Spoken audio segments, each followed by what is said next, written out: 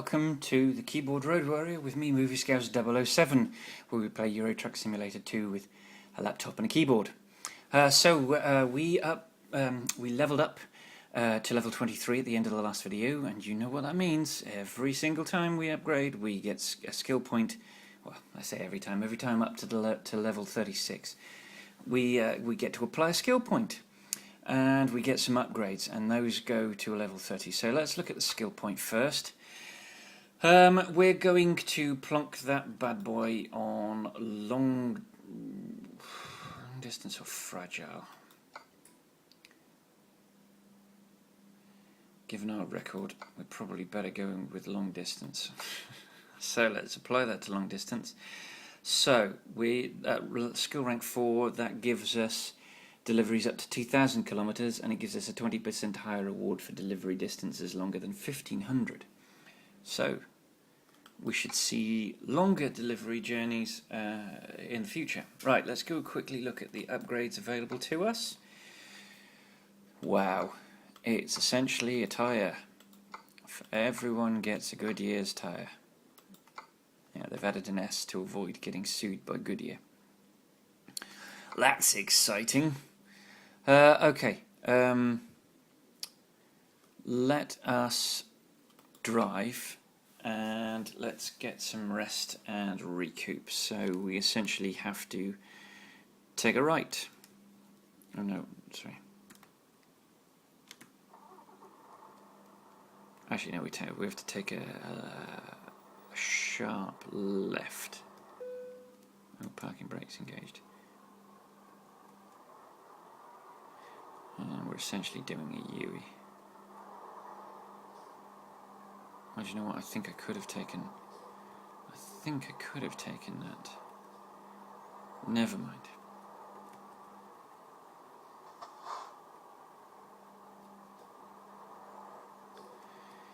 This is what we're going to do. So, we're going to take a left.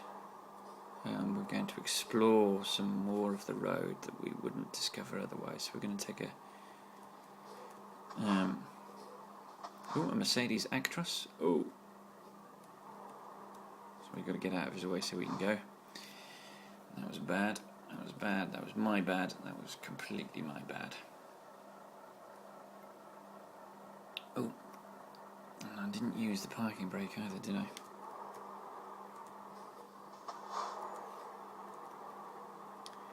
And we'll stay in the right-hand lane because we're going to take a... Actually, no, what we're going to do, we're going to do a Yui.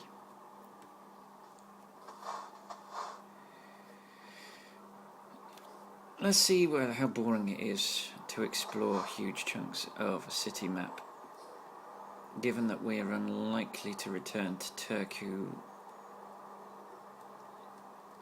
in this playthrough. We might as well get as much of this as we can.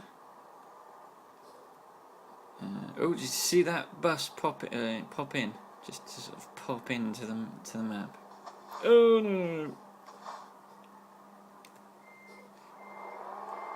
We got away with it. It's a bit random.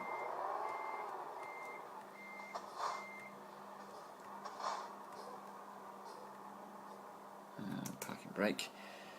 Oh gosh, sort myself out. Oh no, I was going to have a quick cup of tea, but that's not a quick swig of tea, but that's definitely not going to happen now, because we're off.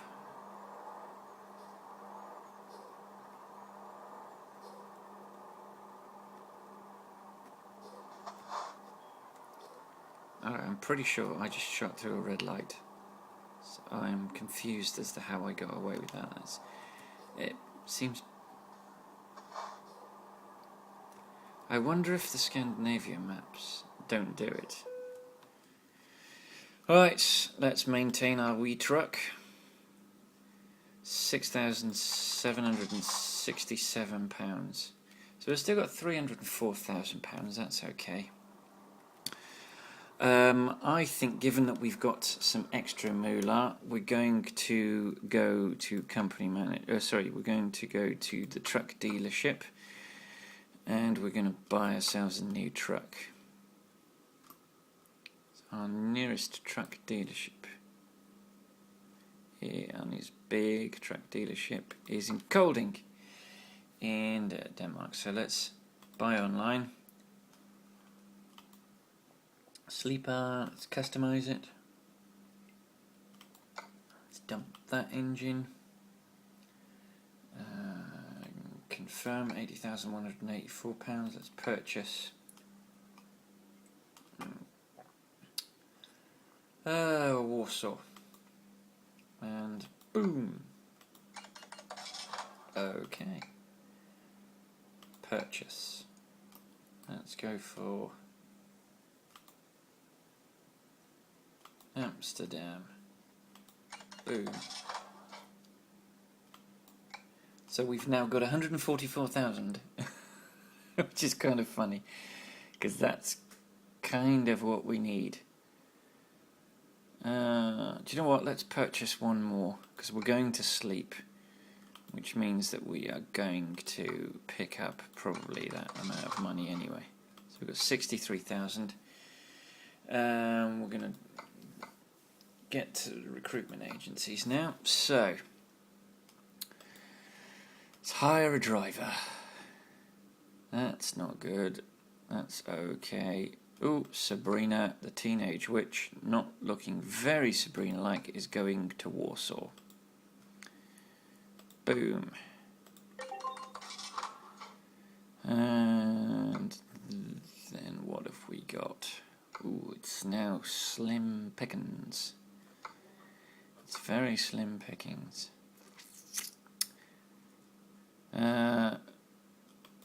Friends.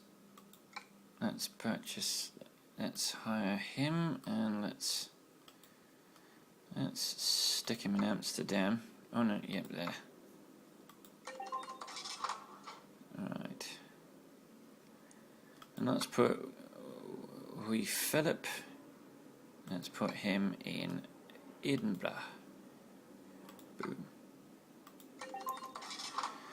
So we've got one more driver slot that we can attach. So what's our funds now at? 60,000. So we need 80,000 to get ourselves back up to 144, and that shouldn't be a problem. So let's have a quick look at our company. Let's look at Garage Manager. So yeah, 3 of 3, 5 of 5, 5 of 5, 2 of 3. So we need one more driver in Amsterdam, and then we need to start thinking about upgrading Edinburgh, Amsterdam, and Warsaw. We're on our way, peeps. Oh, actually, sorry. Let's look at our driver manager. So these are our drivers. Oh, we've got 18 drivers, people. 18 drivers. This is exciting. All right. So let's rest and recuperate,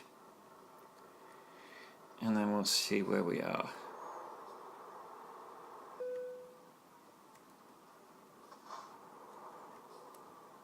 Right, so E, and let's get some rest. That was a loan repayment going out. Okay, 104,000. So we should probably have enough at the end of this journey for our next garage. So first things first, let's go to the job market and let's get ourselves a job. So we're in Turku, and we've got Linz in Austria, Aberdeen in Scotland, Krakow in Poland, Brussels in Belgium. We've not been to Brussels, and Brussels is the capital, I believe. Let me just quickly double check that Brussels is indeed, but I believe it is. I believe, oh, the wonder of the internet. It's a wonderful thing, but that's a pretty good long journey. That's £49,000. That is yes. Yes, it's the capital and largest city of Belgium and the de facto capital of the European Union. Guess where we're going? So that should give us enough cash, plus what our drivers earn, to buy the garage in Belgium. So let's set that as our destination. Excellent. It's a place we haven't been, and it's a capital, and apologies if this is boring, but I do want to get the image of this journey. So that's where we're going. Okay. So let's go and pick up our load. Engine on. And we avoided the rain that we were going to see. I wonder if we'll collect. No, we... Do you know what I'm going to do? We haven't been up that road, and I want to get as much of this road network as I possibly can. So yes, that's looking good. So we'll do...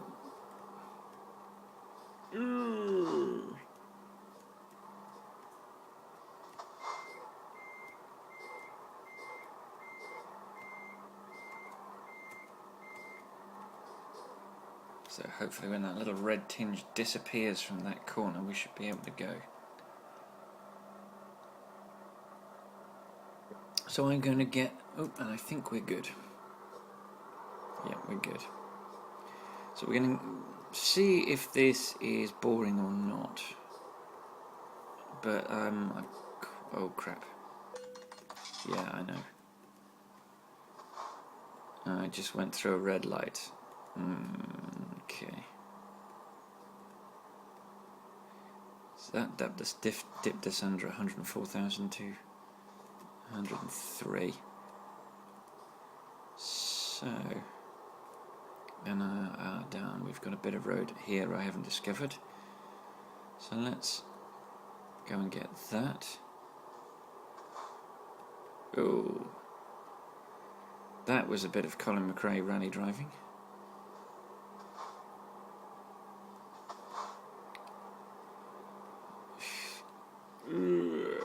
Right. I think this is not going to be any good for... It might be.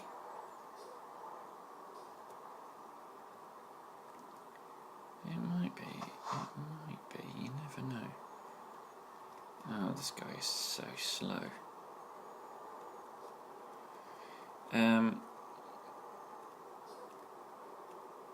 Ooh, blimey, that was close.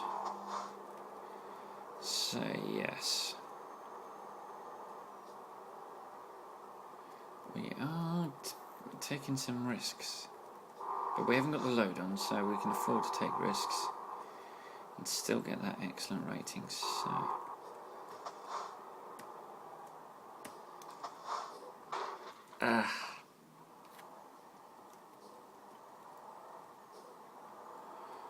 Alrighty. This is the bit of road we've already seen, so I think we... no, I don't think we did actually. But we are going miles out of town to get our load, which is interesting. Don't know where we're picking it up from. But we're picking... I think actually what we're doing is we're picking it up from the... there's a depot right near the ferry. So we're actually we're not going to feel any of the benefit of that ferry journey, which I think is 11 hours.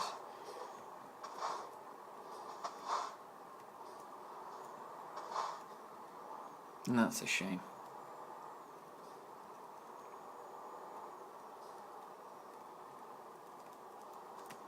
Oh! I'm going too fast. Right, we've got a right turn coming up and then we'll be off onto the ferry. And that ferry journey is going to probably... going to lop 11 hours off our journey time almost immediately, I believe. I may be wrong.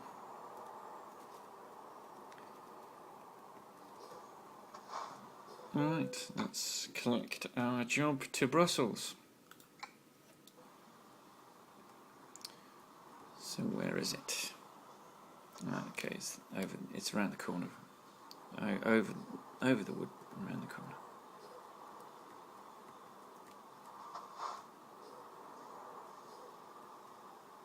And that's it right there. Okay, so we'll just do that. And then back up. Not fond of this yard for this place as a pickup. Right. Let's get rid of that noise. Let's get this thing out of here. Ooh, that was close. That was close.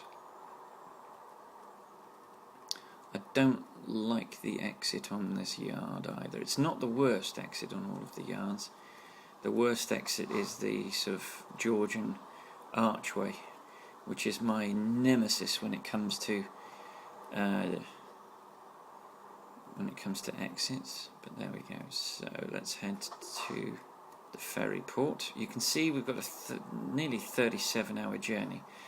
That is going to that's going to have a huge chunk of it chopped off. Right, so where are we going? This way? And then we should take a left and go up that ramp. I believe that's how this works.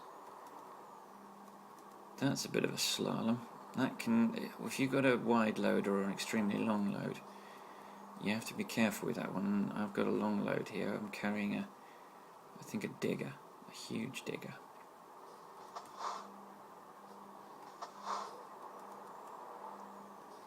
So, let us go to Denmark, to Sweden, sorry. Stockholm. Yep, it's an 11-hour journey. Okay, so that should go down to 25 and 3/4 hours. 25 and a half hours probably. Alright, let's get off this ferry. So we're pretty much doing almost 25 hours and 40 minutes. We're pretty much doing the reverse all the way until we get to the bottom of Denmark, and then instead of taking a left into Poland, we're going to carry straight on to I think the Netherlands and then Belgium. I think that's how it works. Maybe we'll clip a bit of Germany.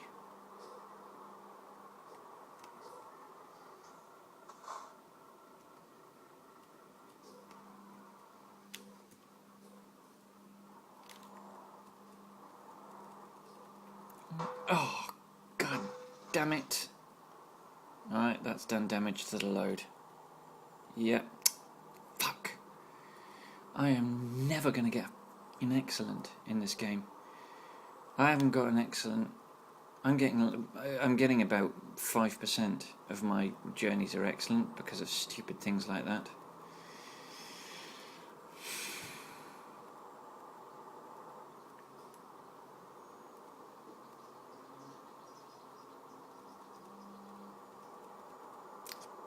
Bloody annoying, and I'm pissed off. This has been, up to this point, this has been mostly a family-friendly video with almost no swearing, but I'm afraid this is going to be a little bit PG, because I'm fucked off. Fucking trucks. Okay. Oh, arsehole, I've missed an exit.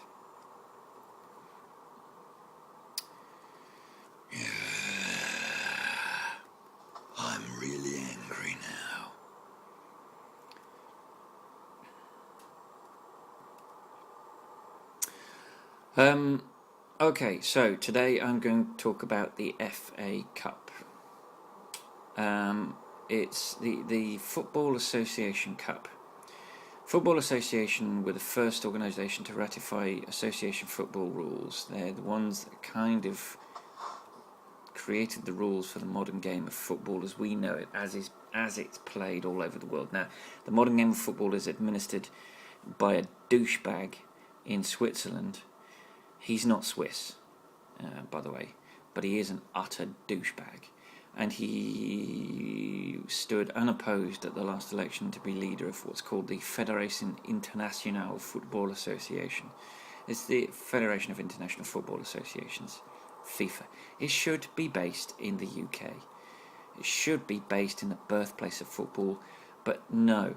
And that is not entirely the rest of the world's fault. That is Britain being arseholes and not wanting to be involved with the rest of Europe. No, we don't want to be involved with the rest of Europe. No, we're going to stay isolated and be idiots. This has affected the UK in a tremendous number of ways. Now, because Britain is the birthplace of modern football, Britain has an unreasonable number of permanent members of the committee at FIFA. England, Scotland, Wales and Ireland, I don't know whether Republic or whether it's just Northern Ireland, have permanent seats, which is kind of unfair, especially given that Scotland, Wales and Ireland, well, particularly Scotland and Wales, rarely qualify for a major European or international competition as a nation.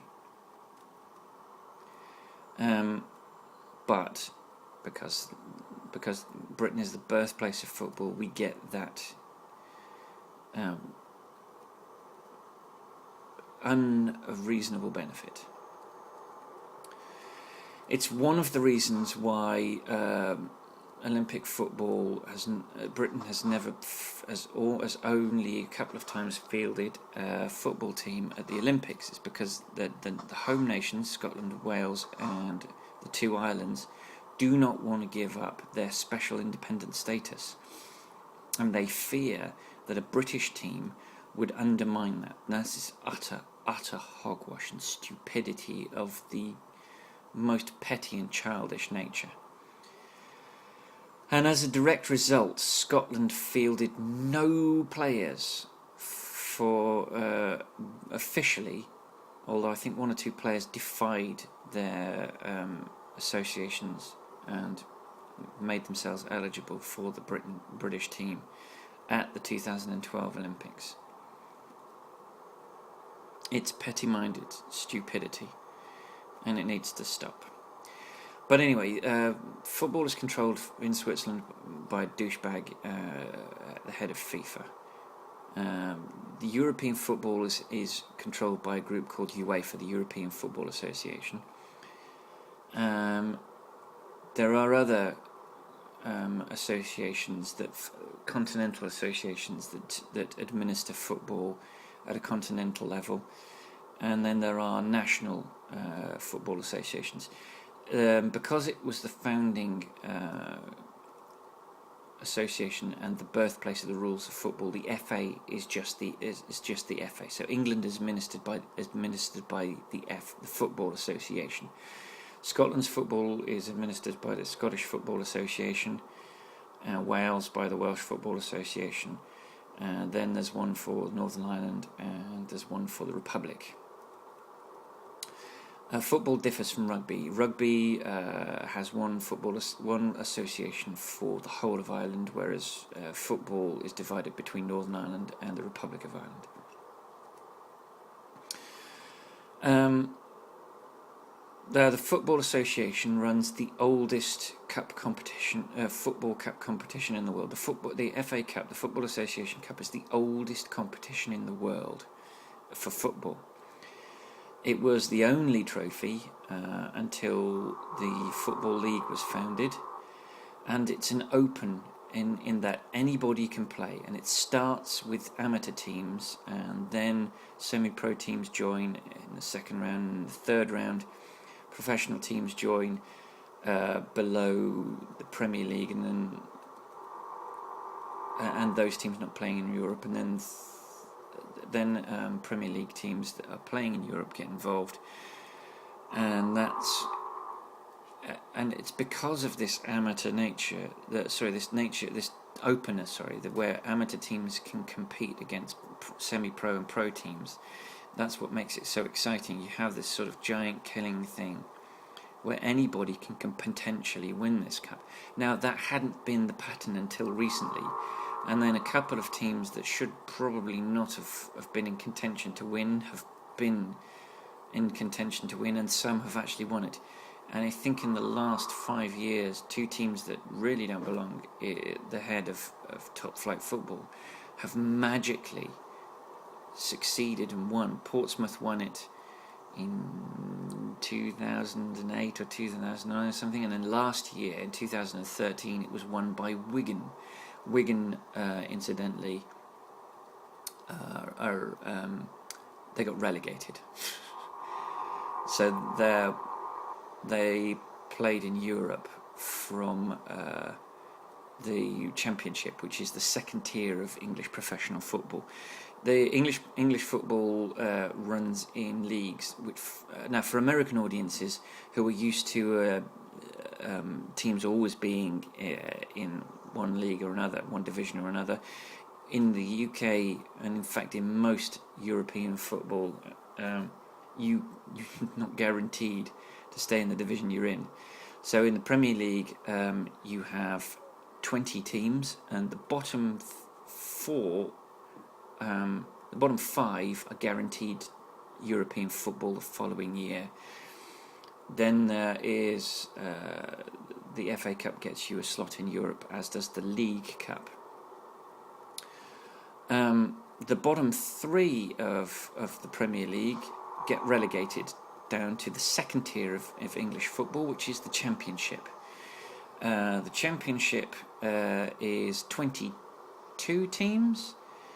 They start playing their football a week before the Premier League, and that's quite high. That's quite a high standard. It's not as high a standard as the Premier League, but it's pretty good.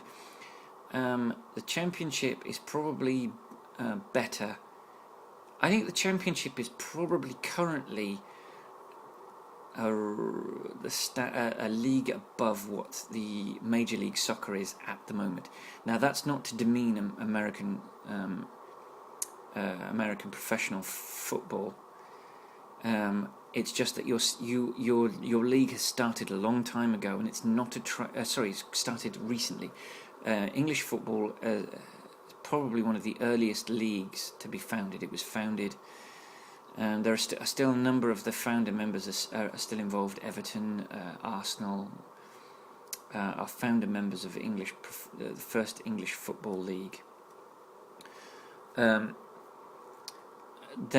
beneath the Championship you have League One, and then beneath that you have League Two. Now, those are the 4 professional leagues.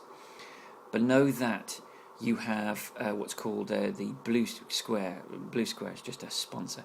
But you have a national semi-professional league, and then below that you have regional professional semi-professional leagues,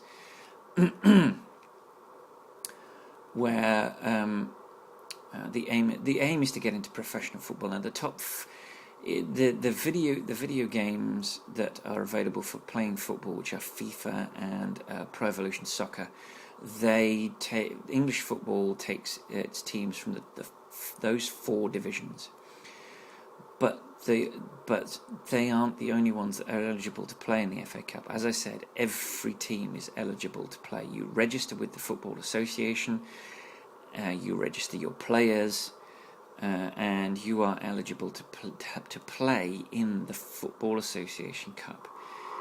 It lost some of its gleam in the early noughties, but it's getting it back.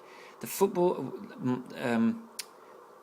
it in the late 90s and in the early 21st century, it Europe has become immensely important financially for football teams. The financial rewards for making it into the top 4 of English football or the top 1 of Scottish football are so astonishingly compelling that it becomes the focus.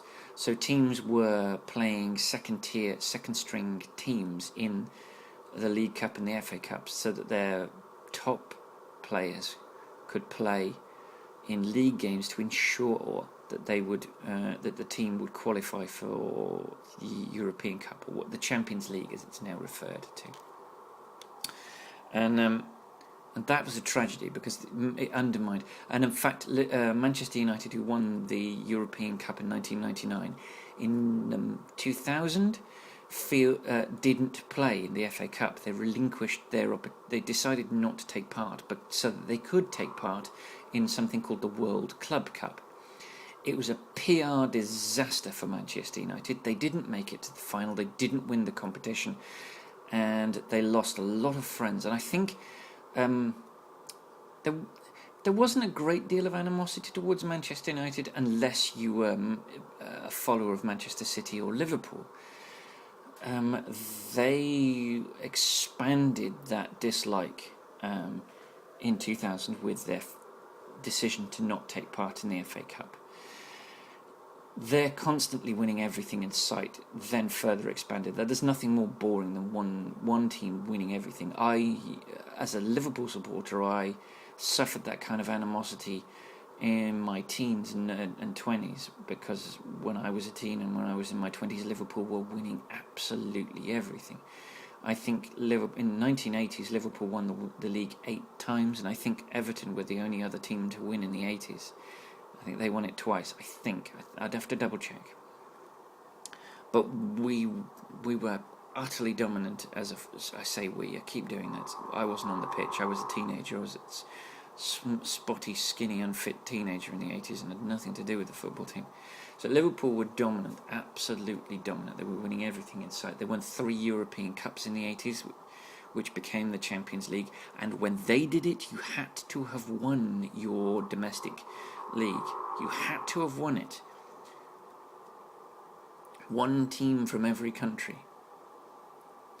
I'd like to see a return to that. I'd like to see only the team that win it qualify, but that's never going to happen. The financial rewards mean that no team is ever going to agree to that happening.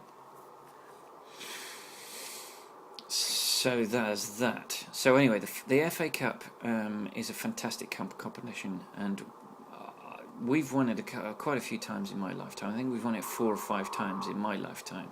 Probably more than that. I think they've won it 7 times in total. We're nowhere near. I think trying to think. I think Tottenham are the leaders in terms of FA Cup wins. It's the only thing that they became the FA Cup specialists in the 80s. It was their trophy. Liverpool last won it in 2006, which is quite a while ago. And I would like Liverpool to win it again, but then it's not going to happen in 2013-14, because last weekend we went out at the 5th round stage, which is the last stage before the quarterfinals.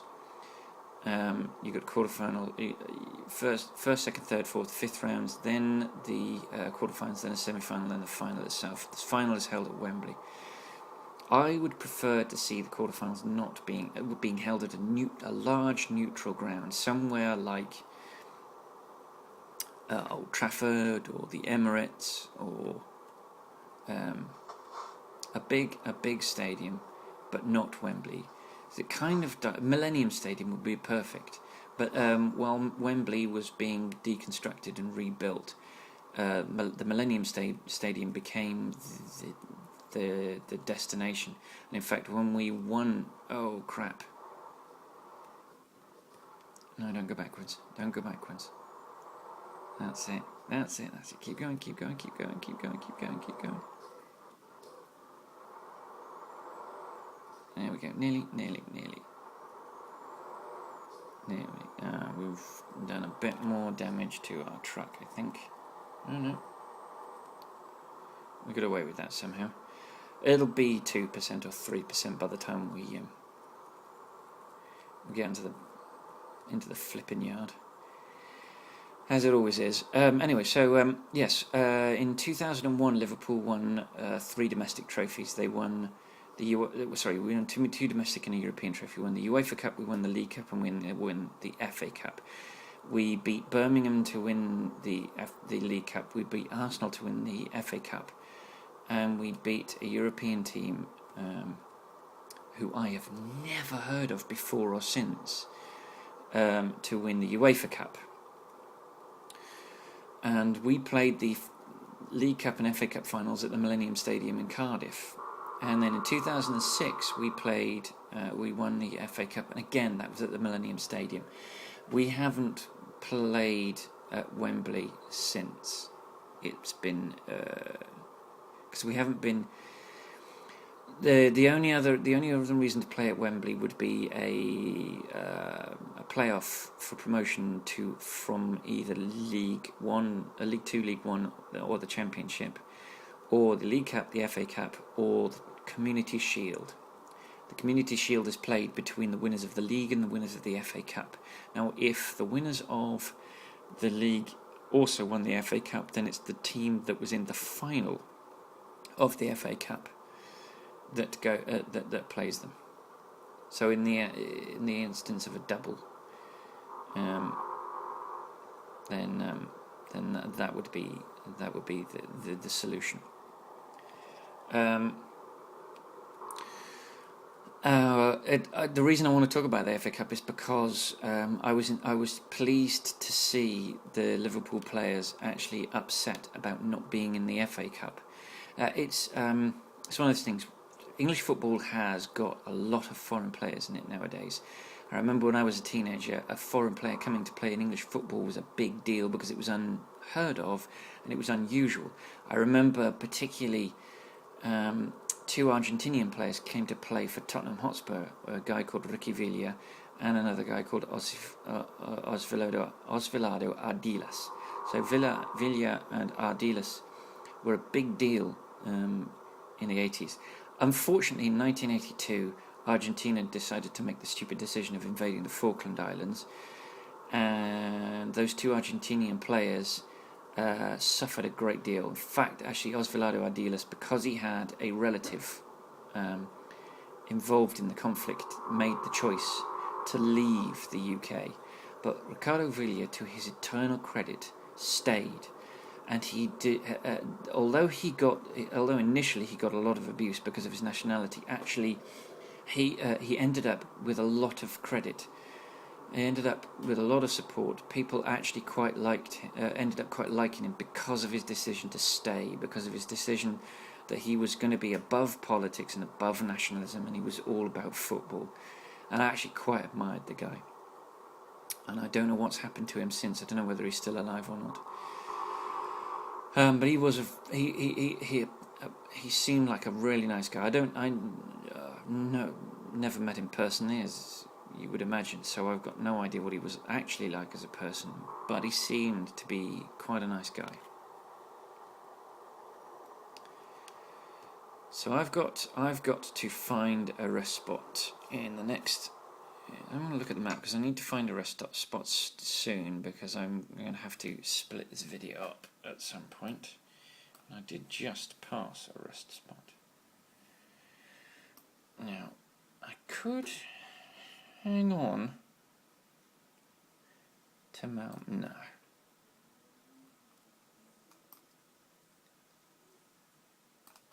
After we've joined that motorway, we'll see how we're doing on time, and if we're not doing very well on time, then we'll pull in. But if we're doing, if we've still got quite a bit of time, then we'll get closer to Malmo. So the FA Cup is a very important trophy in the United Kingdom. Even in Scotland, where they're notoriously anti-English at the moment, thanks to bloody Mel Gibson and his pigging stupid fictional Braveheart movie. They still watch the FA Cup because it's a big deal. It's watched all over the world. It's huge competition. If you're an American and you're wanting to know what the FA Cup is all about, there are several ways you can do that. The Football Association have a website that you can go to, fa.com, and you can see what the current. You can go on YouTube, and if you type in FA Cup final, you can see there's bound to be quite a few fantastic FA Cup final match highlight packages that you can watch. Or if you're in a major city like New York or Los Angeles or San Francisco, there's bound to be a bar somewhere showing English football. And about by the time, to be honest, by the time this video goes up, we'll probably be looking at around about the final. In fact, actually, what I will do is, after I have paused the video, I will check on the date of the final, and I will check on the date that I'm proposing to put this up, and then I'll know whether the game has passed or whether it's coming up. So we are on our way. We've got 8 minutes. Yeah, I think I'm probably going to take a rest after this junction. We're doing well, 146,000. We already have enough money to purchase that garage in Brussels. Yippee-ki-yay, we're not even halfway. Actually, no, we're more than halfway. Was it 36 and we're at 17 hours? Although it has to be said, a huge chunk of... Well, no, that's irrelevant. It's still time, which is used to calculate earnings. So yes, we're on our way. We won't have enough to buy a lorry straight away. But having garages is always a good idea, because you can only buy a garage when you're in the city, or actually in that garage, whereas you can buy a lorry at any time, anywhere. So we're about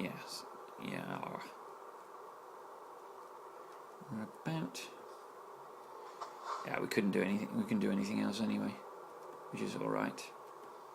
We would be siphoned. So,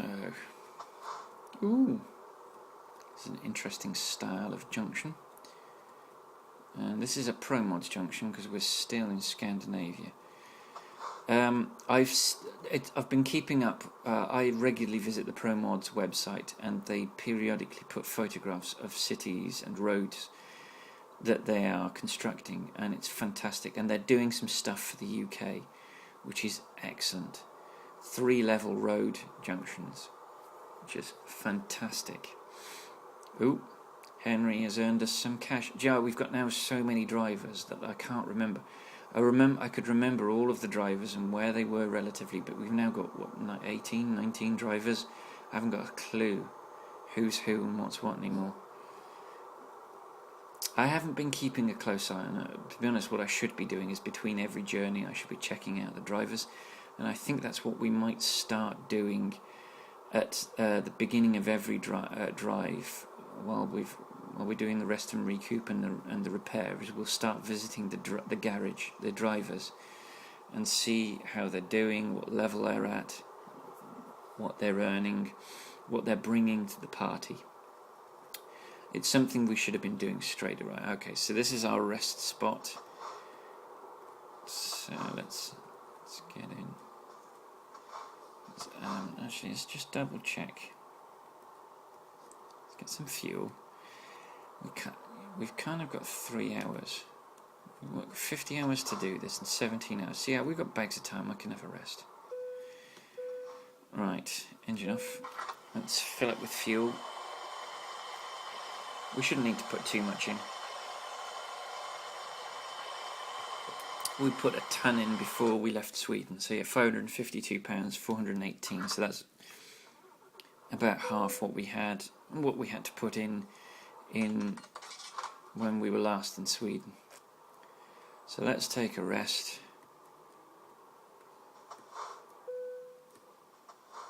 Engine off. Alright, and I'm going to briefly stop and upload footage, so I'll see you in a second. Okay, we've had our rest. Let's rock on. Actually, just out of interest, where the heck are we? We've not left Sweden yet, so just we've still got a huge chunk of journey. We're less than halfway. Okay.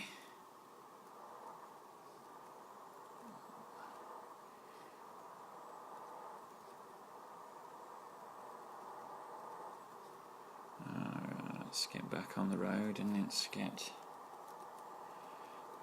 Just double check. I was just double checking my high beams are on, because obviously it is now 7. Oops, sorry. So we'll look at £172,000. We're going to have a chunk. So we need 144 to buy the garage, and we need a further 80 to stick a lorry in it. So that's 220 we need. So we need another 50,000. So actually, we might be able to do that. We might be able to.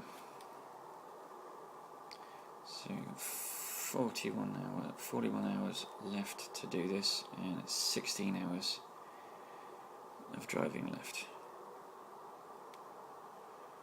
Excellent. So let's get on with it.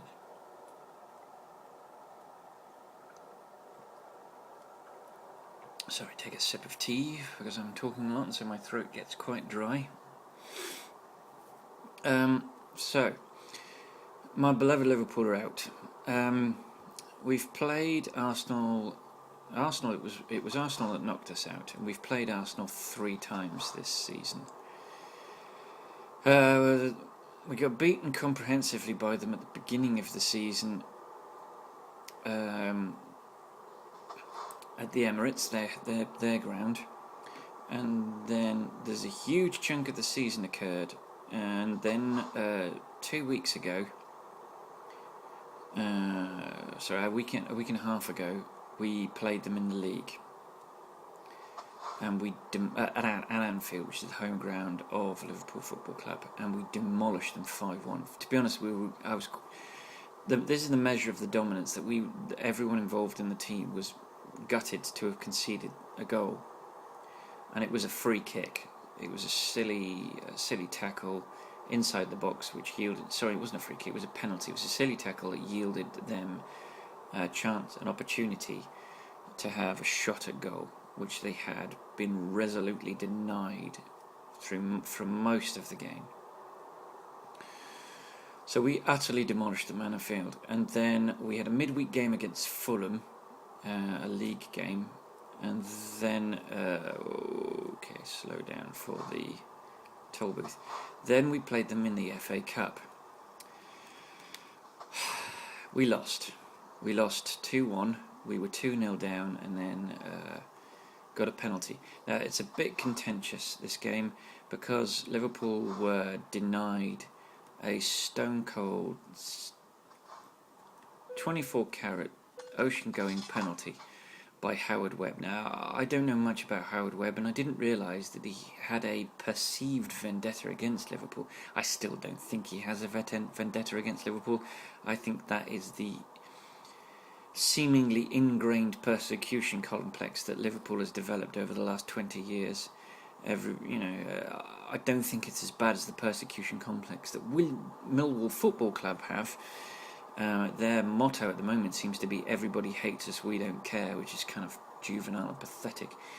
But I do believe the city of Liverpool does have and I can say this as a citizen, or as a person who was born in Liverpool and is a Liverpudlian, although they don't have the Scouse accent. I am Liverpudlian. All but one of my 4 grandparents, most of my other family come through Liverpool. But as someone who's lived outside Liverpool, I can tell you with no qualms whatsoever, Liverpool does have somewhat of a persecution complex. What Boris Johnson, the Mayor of London, described unkindly as a victim mentality. Oh, blimey, look at the stuttering. That is not friendly. It's not driver friendly. Somewhat unkindly, he described it as a victim mentality. Now, I can see where he's coming from. I think that's a little bit harsh. But I do understand what he means by that. We have been involved in 2 major footballing spectator disasters. Liverpool fans were aggressors at an appalling stadium in Belgium called Heysel, which doesn't exist anymore. They bulldozed it. It should have been bulldozed, and it should before the game took place, and it should never have been selected. Liverpool played Juventus in a European Cup final. We had won it the year before, and we were hotly tipped to win the game and retain the trophy, and we should have. In all honesty, we should have.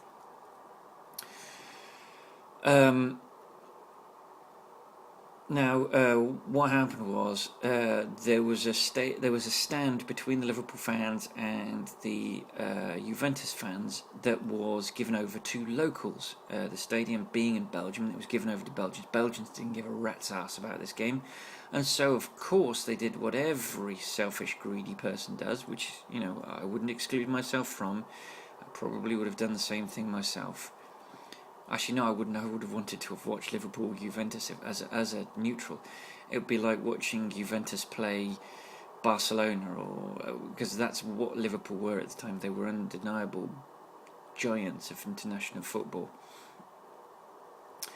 But huge swathes of the Belgian population decided that it would be funny to buy these tickets and then sell them to scalpers. And a lot of these tickets went to Italian fans who should never have been in that stand. These Italian fans did what all Italians do in a large mob. They antagonised the Liverpool fans deliberately because they felt protected by a chain link fence. Of course, Liverpool fans did the stupid thing, which was to respond to it. And they started throwing parts of this crappy stadium at the Italian fans. So they were having bits of the stadium thrown at them, so they returned with spades. So the Italian fans, emboldened by this chain link fence, decided that they would intensify their antagonism of the Liverpool fans, and were horrified when the Liverpool fans started to A, climb over the fence, and B, start to pull the fence apart. The Italian fans, the Juventus fans, fled with such alarm and such alacrity that they mimicked their army during World War II. And they tried to get over a low wall. It was low on the side of the stand, but high on the side of the walkway. And it collapsed. It took some of them with them. It collapsed onto some of them. A large number of people died. Now,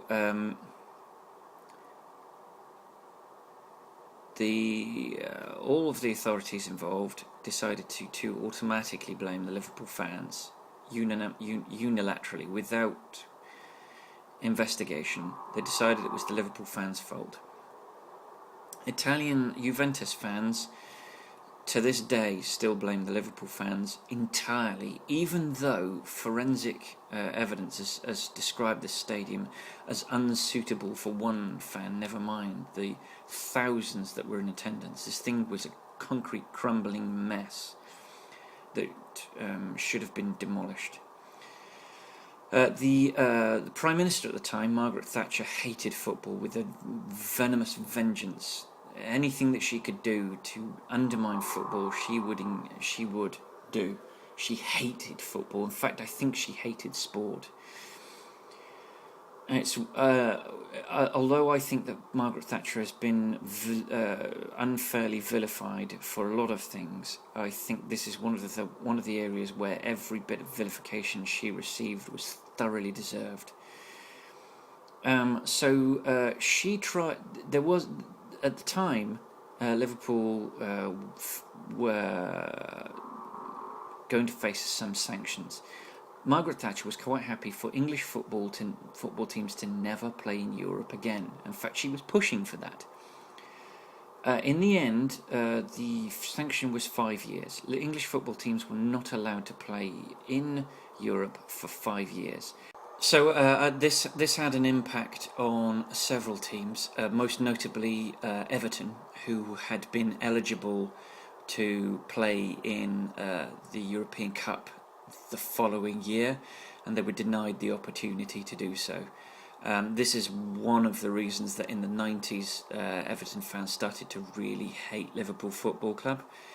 Not supporters of Liverpool Football Club, but the club itself, which is bizarre given that it was the supporters that caused but then the Liverpool is a unique situation. Liverpool Everton is a unique situation in that there's no geographical reason. I think it sounds like familiar that I've said it before. There's no geographical reason to support either Everton or Liverpool. The reason to do so is purely personal choice, and it usually comes down to either your friends or your family and who they support. It's not unusual for family members to support one or the other. And so I think this is where we get on a ferry. Okay.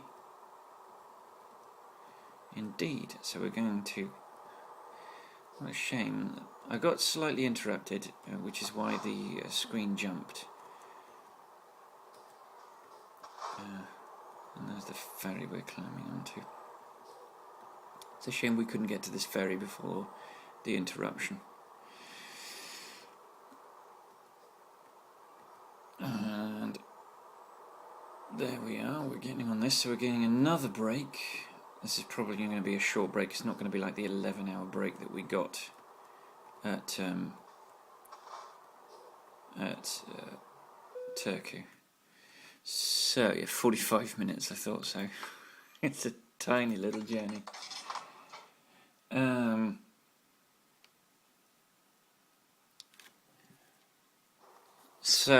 Yes, so there was some animosity because of the ban. It was deeply unfair.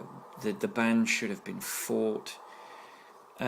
Sanctions should have been imposed on Liverpool fans only. I would have preferred to have seen Liverpool play home and away games when either behind closed doors or with no Liverpool fans involved. Actually, right. I want to quickly test something. I have been to Berg-Affirmen before, and it doesn't highlight, and I'm a bit confused as to why that's the case. And it's not highlighted for me this time either. Actually, no, stuff it. I don't understand why the city doesn't.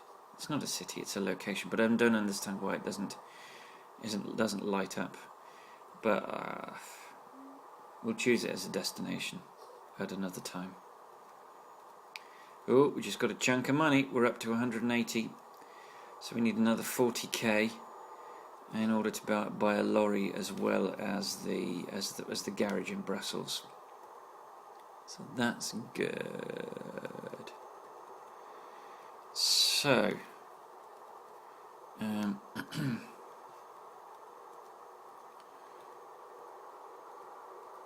we are on our way. So we've got 11.5 hours of drive time, which is, I don't know, half an hour of real time.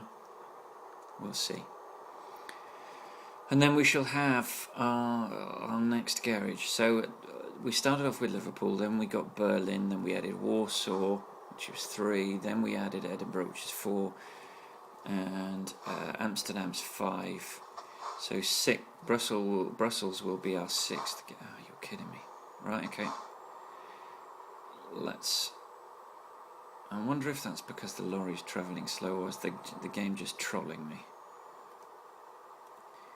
The only thing is I will risk a head-on collision with this little manoeuvre because I can't see around this blind corner.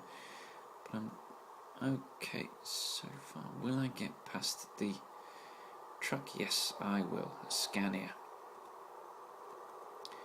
And we were fine. We were absolutely fine. There was nothing to worry about.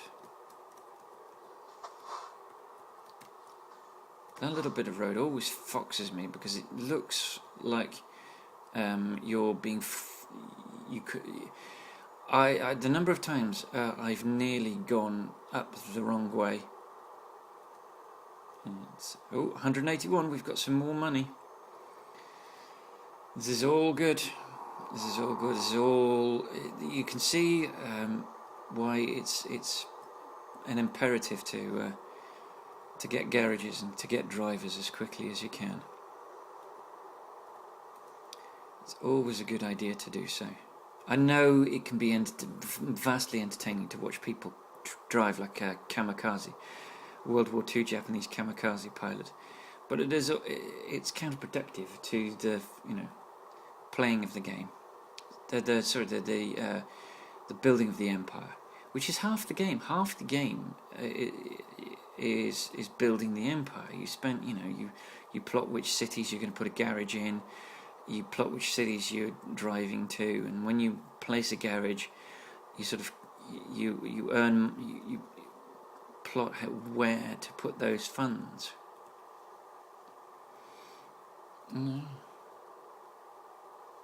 I thoroughly enjoy sort of building my little empire. It's half the game. This game is half driving game, half driving sim, half strategy sim. I think that's part of what makes it so engaging for me, is that it's not just the driving, but it's also the empire building. But anyway, so yes, in the 80s we had a leader of the country who was a bit of a mixed bag. She was a thoroughly an excellent wartime leader. She was almost Churchillian in her steadfastness in the face of Argentinian stupidity. Before I get Argentinian people watching, putting comments in, I should stress that there was a vast amount of stupidity on both sides in the run-up to the Falklands War. But it should never be forgotten that Argentina should never have invaded the island, that the islanders who've been there for generations are entitled to self-determination, and whether the Argentinian people will like it or not. Well, there's a loan fee, a loan instalment. Whether the Argentinian people like it or not, they have no right to the Falkland Islands, and the UK government are never likely to give that up. So it would be best that they stop teaching students this lie that the islands were stolen. The islands were not stolen by the British. They were turfed by the few Argentinians that were on the island were turfed off by the Americans because the people occupying the island decided to attack American whaling fleets. It's their own fault that they have no claim to the islands anymore. But anyway, so she was a great wartime leader, but she was an appalling leader for a great many other reasons. She completely lost touch with the populace, and she didn't understand how important sport is to a nation's psyche. Just because she wasn't interested in sport doesn't mean it's not important. For 5 years, the FA Cup regained such a high level of importance, because aside from the league, the FA Cup and the League Cup were all they had. So that was the first major disaster that Liverpool suffered. That was the European Cup. Then the FA Cup itself took on a sort of a tragicomic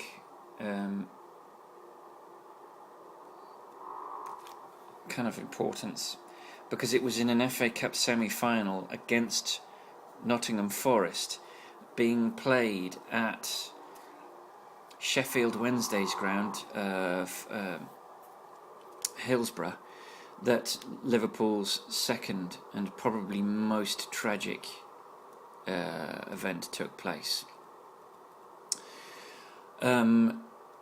South Yorkshire Police, who were responsible for safety at the game,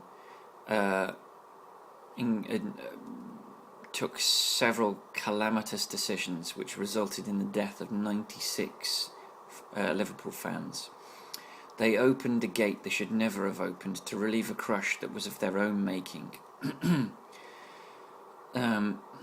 They, without funneling people into empty stands, they allowed Liverpool fans to just rush to the nearest entrance in an era when standing was the way that football was watched. So you just rushed to the front, because if you didn't make an effort to get to the front, you would be stuck at the back. There was no seating. You weren't picking your seat. You weren't given a seat with a specific location. You had to run through to get as near to the pitch as possible so that you could had a reasonable view of the game. My biggest problem with standing at stadiums is that the crowd moves. And in an era when we're trying to encourage young people and women, that can be colossally dangerous. You get the crush, which is exactly what happened. Now, it was exacerbated by there being significantly more people in the part of the stand than there should have been. But the fact is that I would resist any move to restore seating to English football. I would resist it with my last breath, because I don't believe that humans can be trusted not to take advantage of missteps and mistakes made by authority, and all it requires is for police authority to make a mistake, and then suddenly we're looking at dozens, if not hundreds, of deaths again. And it's a situation I never want to see occur. Human error is all that's required for a mistake of this colossal nature to recur. Now, they will tell you they'll have barriers and there'll be separations. There were barriers at Hillsborough. Those barriers were ineffective, and if you look at photographs of Hillsborough after all of the bodies were cleared, you can see metal barriers bent as the pressure of as the pressure of thousands of people pushed the barriers beyond their limits. So it was this FA Cup semi-final against Nottingham Forest caused this colossal tragedy. Well, rather, was the venue for this colossal tragedy caused by overeager football fans and stupid police, who then, bless them, attempted and were initially successful in shoveling all the blame to the Liverpool fans. The Chief Constable lied to the Prime Minister and to the stupid, moronic, gullible editor of the Sun newspaper. I use the word newspaper reservedly because it's essentially toilet paper with printing on it. They claimed that all of the fans involved in this were drunk, that the fans were riotous, that the fans were urinating on policemen trying to help with the situation, that the fans were pickpocketing dead fans, that the fans were damaging and destroying the stadium. All of this, the fact that they got away with it astonished me, given that this was a football match, an important semi-final, televised with hundreds of cameras. This footage has since been combed, and no evidence can be found for any of these claims. A recent hearing 2 years ago has exonerated beyond reproach all the Liverpool fans in the stadium, and has firmly and squarely put the blame on the South Yorkshire Police for the continuous litany and train of stupid decisions that caused the untimely death, decisions that probably caused more deaths than needed to have occurred. they put a time limit on life at a certain amount of time after the football match, at which they decided no one could be alive, which was moronic. People after this time limit were abandoned and not treated any further, which meant that more deaths occurred as a result of this decision than ever needed to have occurred. As to the claims about urinating, no such footage can be found of anyone urinating anywhere on the pitch. The only evidence they've got of people pickpocketing it actually turns out to have been footage of people trying to determine the identity of people unconscious and incapacitated. There's footage of wallets and purses being opened to get identification, and then everything being put back from where it was retrieved. And there's absolutely the only evidence of vandalism to the stadium is advertising hoardings being ripped off in order to use them as stretchers, because for some reason the police refused to allow more than one ambulance into the stadium. This is a stupidity. Ambulances should have been streaming in and out of that stadium, taking people to the nearest hospital. Another decision which probably cost lives. So the FA Cup has a kind of has a real meaning for Liverpool fans. It's the scene of one of the most tragic. It's the competition that was the subject of one of the most tragic events in our history. And it's also a competition we're very keen on winning. And it's very important. It's the oldest, as I've said earlier in this video, it's the oldest competition in association football history. It's watched by millions all over Europe. It's watched by millions around the world. It's a very important football match, and I'm pleased to see that Liverpool are taking this competition seriously again, because recently we have been not taking it as seriously as we should be. So,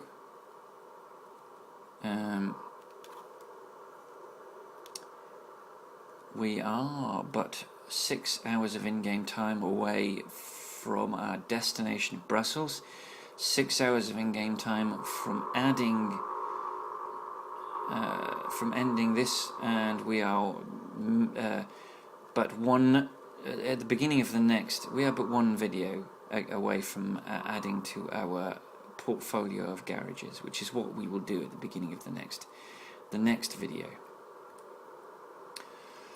So, I am quite excited to add Brussels. It's another capital. I've been to Brussels. It's a place I've been to, which I quite like.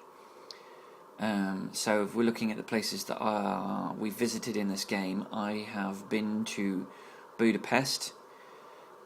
We've been to Budapest in the game.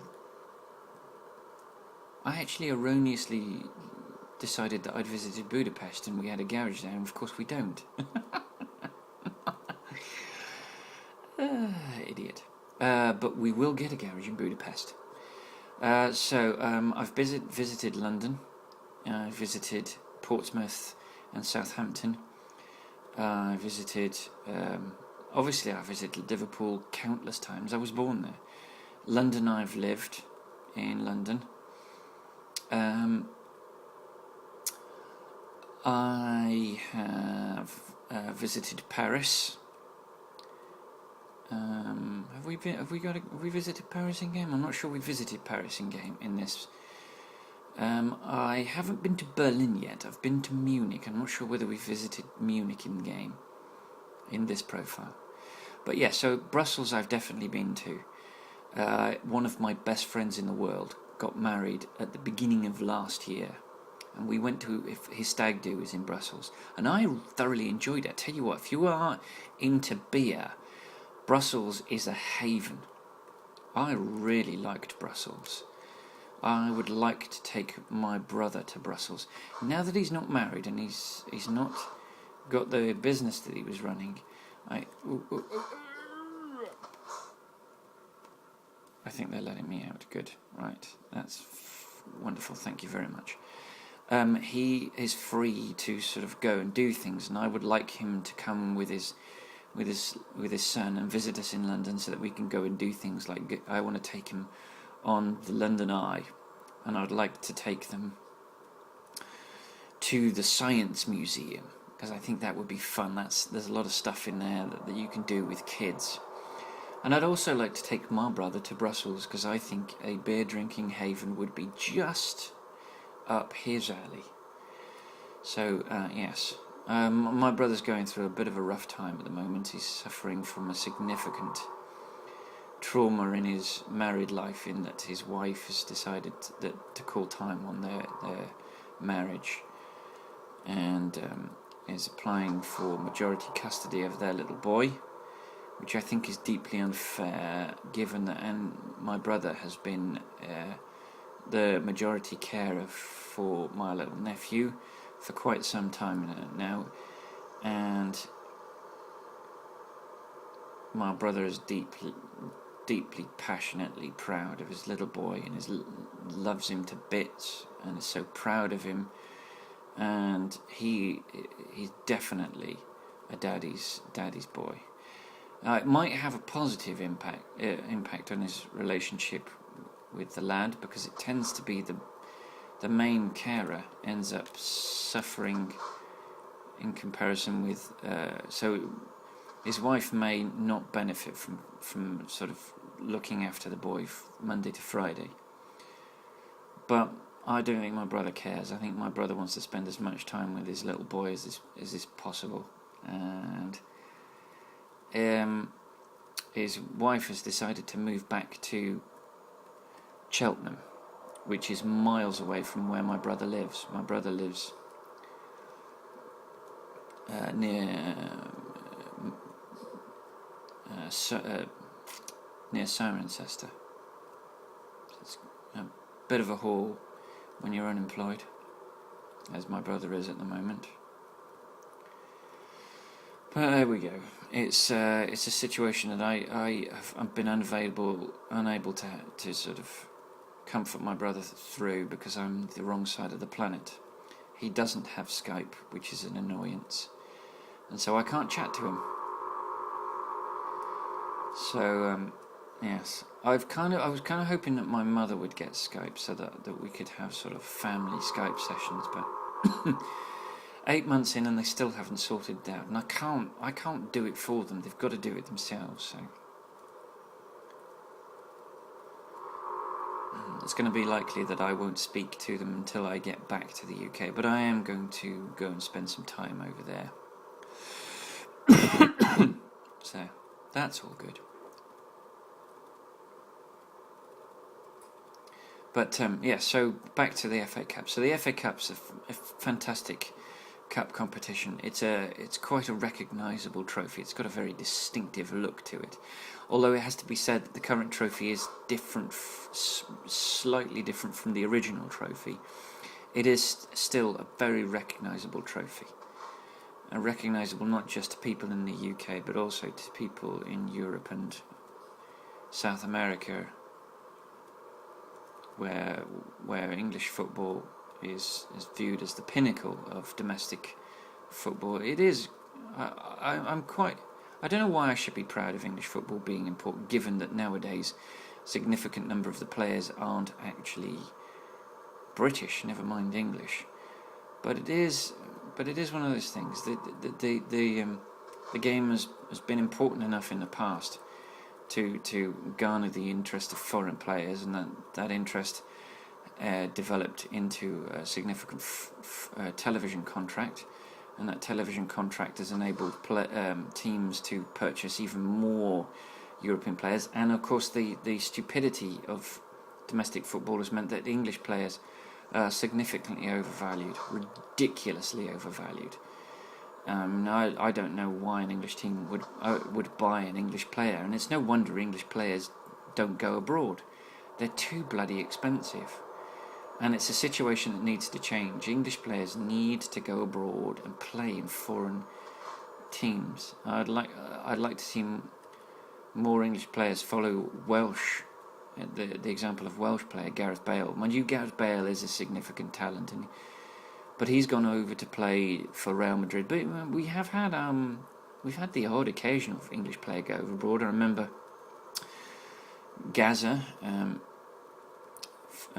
Gascoigne, went to Newcastle player Gascoigne went to play for Lazio in Italy, although he kind of screwed himself up. They were in an FA. He was playing for Spurs at the time he was sold to Lazio, and in the FA Cup final he destroyed his knee, which meant that he didn't play for Lazio for quite a while. And when he did play, he was a shadow of the player he was.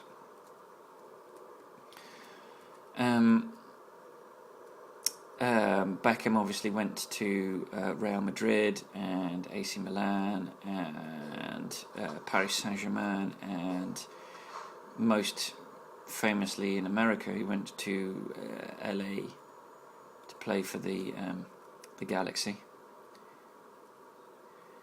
And we're approaching Brussels. We've started to see signs for Brussels. And we've been stuck behind this bloody lorry for long enough. I can't get past him because of oncoming traffic or obstacles that obscure my view of whether there is oncoming traffic. And of course now he's picked up speed, we're dropping away from him. When we could overtake him, we're dropping away from him, as is typical. So that's entertaining, but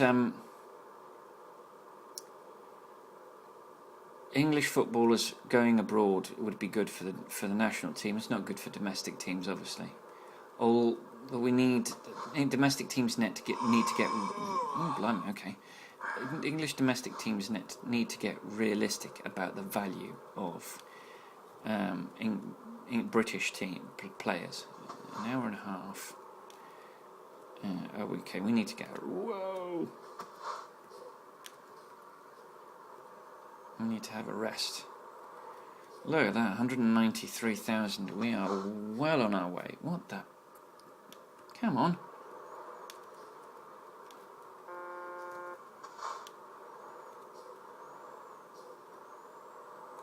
Let's quickly check the map, see if there's a rest stop.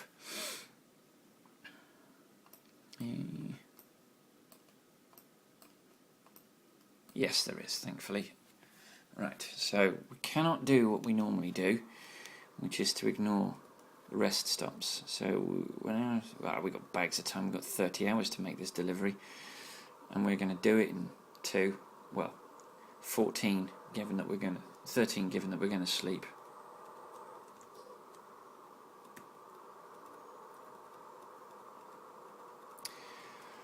So yes, I'm deeply disappointed that we're not going to be in the final of the FA Cup. That we didn't even make it to the quarterfinals. And I think we did make it to the quarterfinals. We're not making it to the semi-finals. But more annoying is the fact that Everton, our local city rivals, have got through. They beat I think Sunderland to get through. So that's annoying. So Arsenal played Everton Arsenal play Everton in that semi-final. I don't know who the other semi-finalists are. Here's our rest stop coming up. We won't miss this one.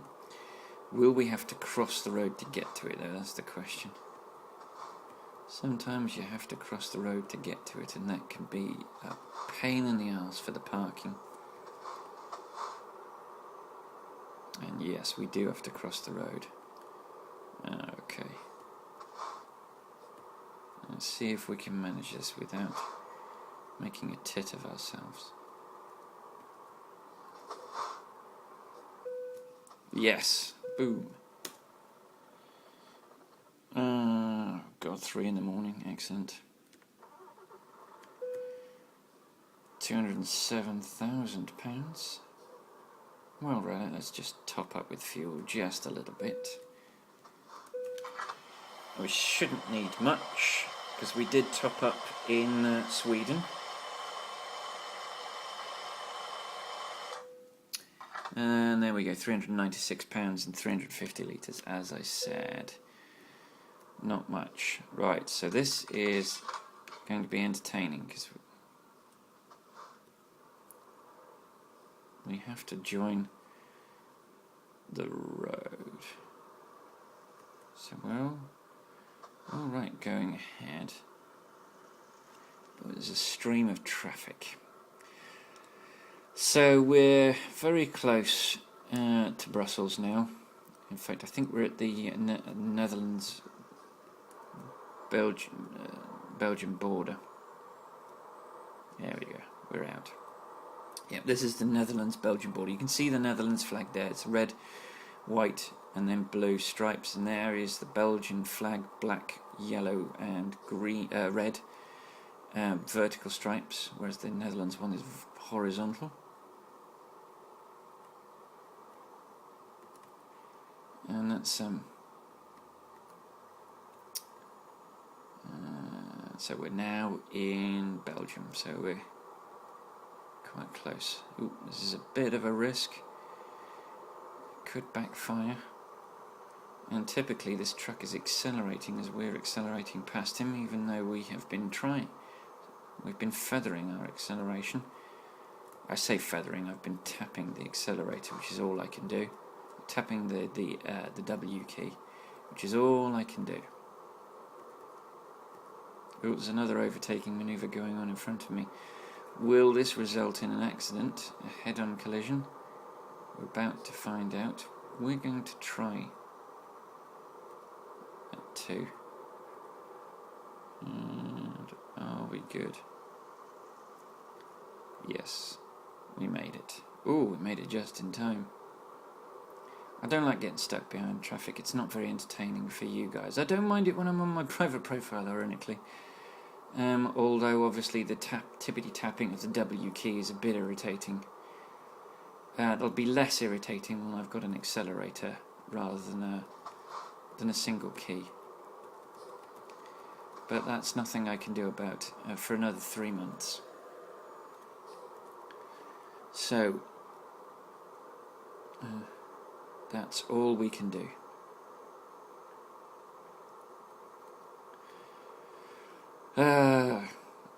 Yes, so we're out. We have the FA Cup, which obviously galls me, and we're out of the League Cup, and Liverpool didn't qualify for Europe last season. There are several different ways to qualify for European competition. To qualify for the Champions League, you have to finish top 4. The top 3 automatically qualify for the group stages, because it's kind of a mini league structure. So if you'd finish in the top 3, you automatically qualify for the group stages. If you finish 4th, then you have to play a home and away pre-qualifying pair of games. If you finish 5th, you automatically qualify for the group stages of the UEFA Cup, the Europa League, which is a similar style group stages competition. If you win the League Cup and the FA Cup, you qualify for the Europa League. So potentially 7 sides can qualify for Europe in the UK. Now, in practice, that's not what happens. In practice, it's exactly what happens. But what happens usually is that quite often the team that finishes 5th wins a cup, or the team that finishes 1st also wins a cup, and so a team that wouldn't otherwise qualify qualifies. But England is one of the leading nations in European football. Which is quite exciting. Now, Liverpool is doing well league-wise this season, so we're not in the League Cup. We got dumped out of that quite early. We're not in the FA Cup. We got dumped out of that a week and a half ago. We're not in Europe because we didn't qualify for it the previous season, so all we've got going for us is the league. Now, we've been in pretty good form in the league. we are going to have our league position indicated by the next 5 games, because we are playing 3 of the top 6 teams in the next 8 weeks. Next 5 weeks, sorry. We're talking Manchester City. We've already just beaten Arsenal 5-1. We've got Chelsea and Manchester City. Chelsea and Manchester City are first and second. Arsenal are third, and we're fourth in the league at the moment. So, if we have beaten one of them just recently, we need to beat the other 2. We need to beat Manchester City. We failed to beat Manchester City and Chelsea in the league at their grounds. We take them back to our grounds. And this is where we have to make our mark. So some very important games coming up, and we need to be concentrating on the league. Chelsea and Manchester City. Well, Chelsea only have a European distraction now. They're out of all of the cups. Manchester City have 2 distractions. They've got Europe and the league. Arsenal, I've got Europe and the FA Cup. So we've got significantly fewer distractions than teams that are around us in the top 4. I want us to finish at least in the top, at the very least in the top 3.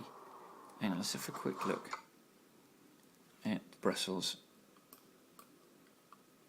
Do you know what I'm going to do? I am going to collect these collectibles and then come back round. That's what I'm going to do. So that we see them before, because I'm pretty sure we will have enough cash. Oh, I've just blown a red light, and I got away with it, bizarrely enough. Okay, and that's in the vanilla part of the game. So this is a recruitment agency, and I want to see the map again. So we're going to take a right here.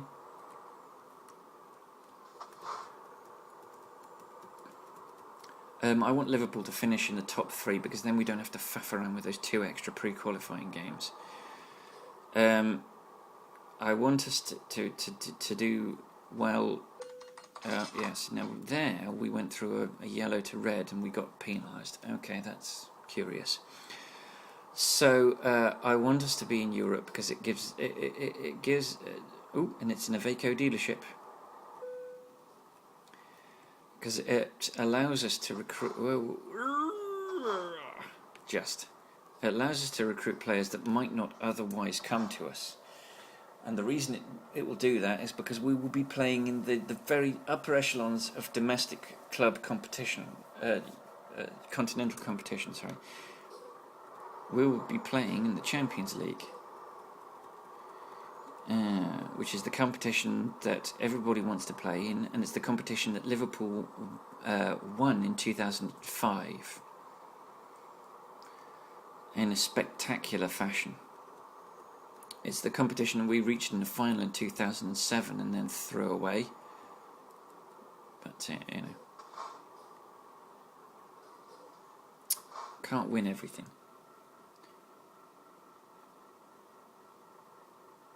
I'm going to do something a little bit odd here.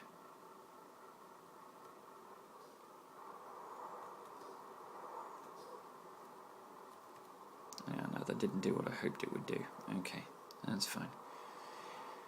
I hoped it would pick up that little bit of grey road, but it hasn't. So we're going to turn left at this junction, and then we're going to park our lorry. And that will be that.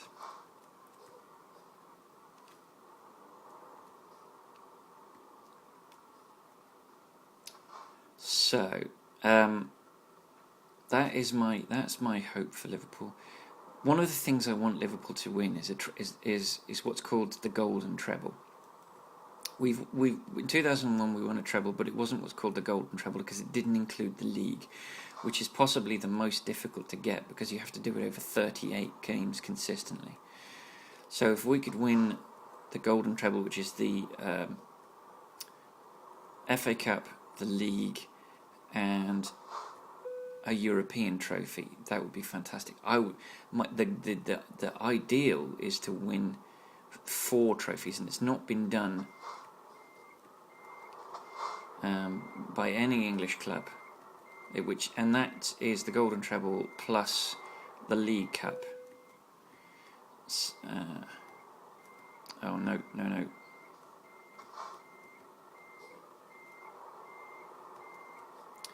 We are not in the right place. I am going to pull over and then straighten up and try and reverse. Right, you can see it. You can see it just. Hopefully this should be the right move. Yeah, it's too much. And hopefully we're backing in. Straighten up a little bit. That's too much. And there we go. I think we're all right. Right then, let's straighten up just a little bit. I think I might have overcooked. Yeah, I'm too. Whoa. I need to go this way a little bit.